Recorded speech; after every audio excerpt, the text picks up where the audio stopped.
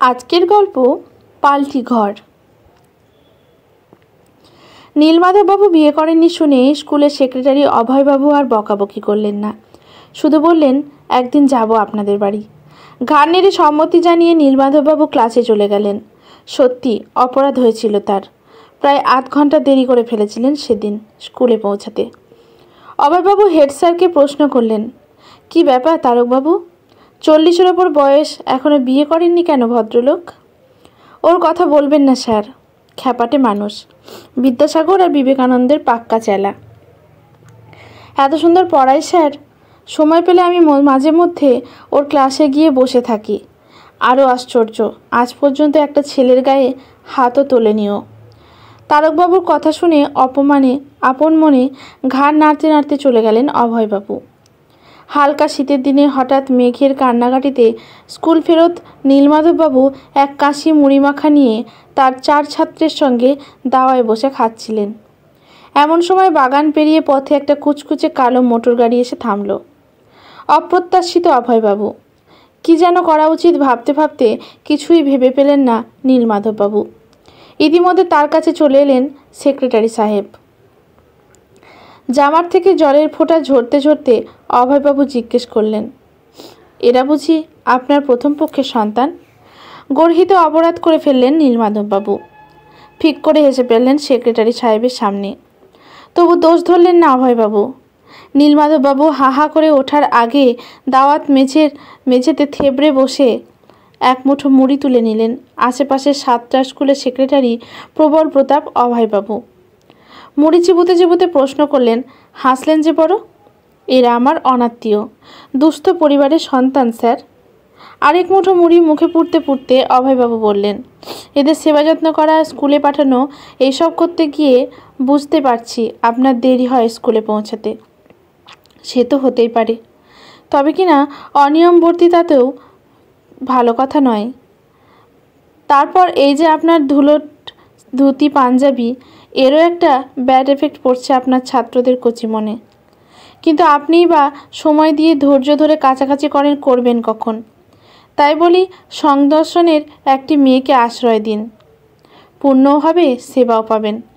আমার ঘরে তেমনি একটি মেয়ে আছে, আমার গিন্নির সাথে মোটে বনাবনি হচ্ছে না তার। বাড়ি চিন্তায় পড়লেন নীলমাধববাবু। প্রাইভেট স্কুল, তার সেক্রেটারি, সরাসরি না বলা যায় না। এদিকে ঘরের মধ্যে শাড়ি সায়া, মন মানছে না। অবশ্য কাপড় কাচা, রান্নাবান্না এগুলোর থেকে ছাড়া পেলে ছেলেদের পড়ানোর বেশি সময় দিতে পারবেন। কিচেন গার্ডেন কত কিছু ফলাবার সুযোগ পাবেন। কিন্তু নারীর গায়ের বাতাসে কত বংশ ধ্বংস হয়ে গেছে ইতিহাস পুরাণে।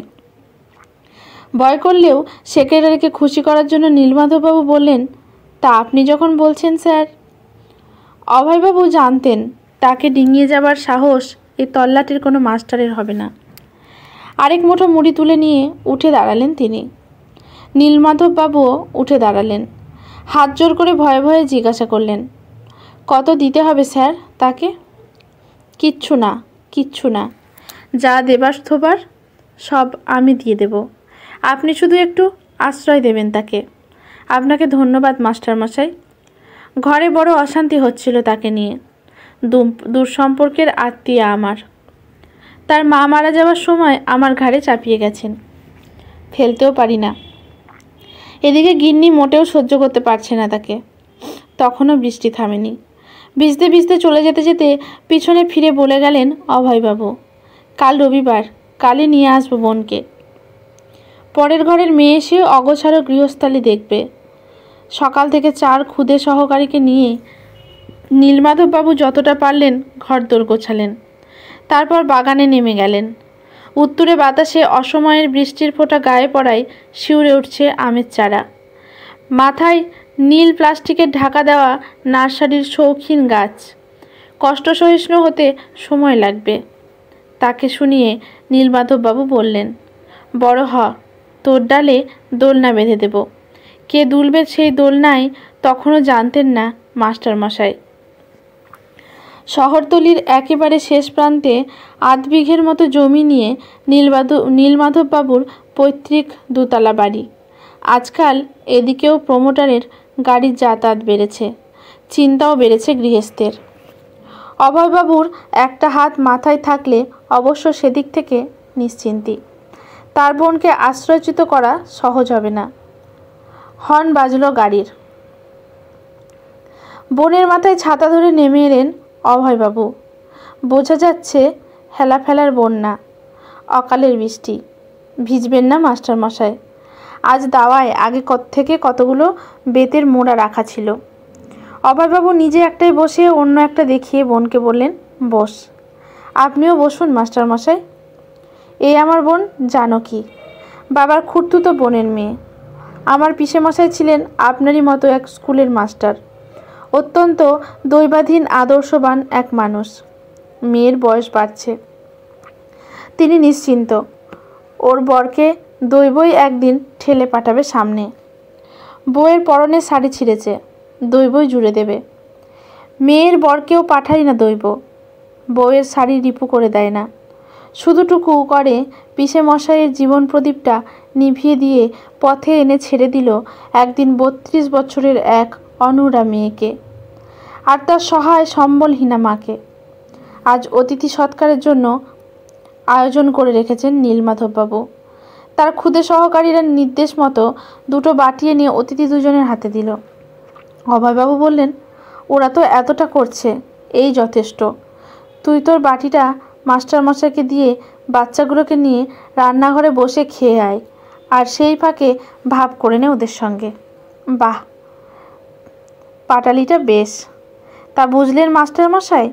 পিসিমা আর কোনো উপায় না দেখে এই মেয়েকে নিয়ে চলে এলেন আমার কাছে। যখন ছোট ছিল অনেক কোলে নিয়েছি জানকীকে, তার ওপর মায়া তো থাকবেই। পিসিমা মেয়ের একটা ব্যবস্থা হয়েছে দেখে নিশ্চিন্তে চোখ বুঝলেন। আমাকে ফেলে গেলেন আতান্তরে। নির্বাক ননদ গালাগালি হজম করলে বৌদির কাছে উপাধি পায় মিটমিটে শয়তান, আর ভুল করে যদি কোনোদিন প্রতিবাদ করে উপহারে পায় নিঃশব্দ চুলটানা। মেয়েটা একান্তে বসে কাঁদে, কষ্ট হয় আমার, কিন্তু গৃহবিপ্লবের ভয়ে প্রতিকার করতে পারি না। কোনো ব্যস্ত মানুষ অভয়বাবুর এক জায়গায় বসে থাকলে চলে না। উঠে দাঁড়িয়ে নীলমাধববাবুর হাত দুটো ধরে মনের কথাটা বলে ফেললেন, আপনি জানকীকে আশ্রয় দিন, আমাকে কি যে শান্তি দিলেন কি বলবো। আপনার মতো চরিত্রবান মানুষ তাই পাল্টি ঘর। কথা অসমাপ্ত রেখে পালিয়ে গেলেন অভয়বাবু। পাল্টি ঘর কথাটা অত্যন্ত অশ্লীল ঠেকল নীলমাধববাবুর কানে। তিনি দাওয়ায় মোড়ার ওপরেই বসে রইলেন অনেকক্ষণ। ঘরে ঢুকতে ভয় করছিল। কোন কথাটা বলবেন প্রথমে, কি বলে সম্বোধন করবেন অপরিচিতাকে? মেয়েটি বরং তার থেকে বেশি সাবলীল। দুপুর হতে না হতেই বেরিয়ে এলো দাওয়ায়। দারিদ্র, নিগ্রহ আর অসহায়তা আটকে রেখেছে তার ত্রেতা দাপর যুগে। গলায় আঁচল ঘুরিয়ে ঝুঁকে প্রণাম করল সে। রান্না হয়ে গেছে, চান করে আসুন মাস্টারমশাই, বাচ্চাদের খাইয়ে শুতে পাঠিয়েছি। খেতে বসে নীলমাধববাবু বললেন, আপনারটা কই? আপনি যদি আপনি বলেন তাহলে বুঝতে পারি এখান থেকে আমাকে তাড়া খেতে হবে। নীলমাধববাবু অত্যন্ত অপ্রস্তুত হয়ে বললেন, ছিছি, সে কি কথা? এখানে কে তাড়া দেবে আপনাকে? আপনার এই সম্মানের ঠেলায় দূরে সরিয়ে দেবে আমাকে। রান্না কেমন হয়েছে মাস্টারমশাই? বাচ্চারা কি বলেছে? ভালো? আমারও ওই এক কথা, যা পোড়াঝোড়া খাচ্ছিলাম এতদিন। আপনিও না না তুমিও খেতে বসো। এতক্ষণে মেয়েটা পরম নির্ভরতায় চোখ তুলে নীলমাধববাবুর দিকে তাকালো। হ্যাঁ বসছি। কয়েকটা মাস কেটে গেছে, মাহ ভাদর। প্রত্যেক বছরের মতো কাঠের মস্ত সিন্দুকটা খুলে বইগুলো ঝেড়ে মুছে ল্যাপথনিনের গুলি দিয়ে তুলে রাখছিল নীলমাধববাবু।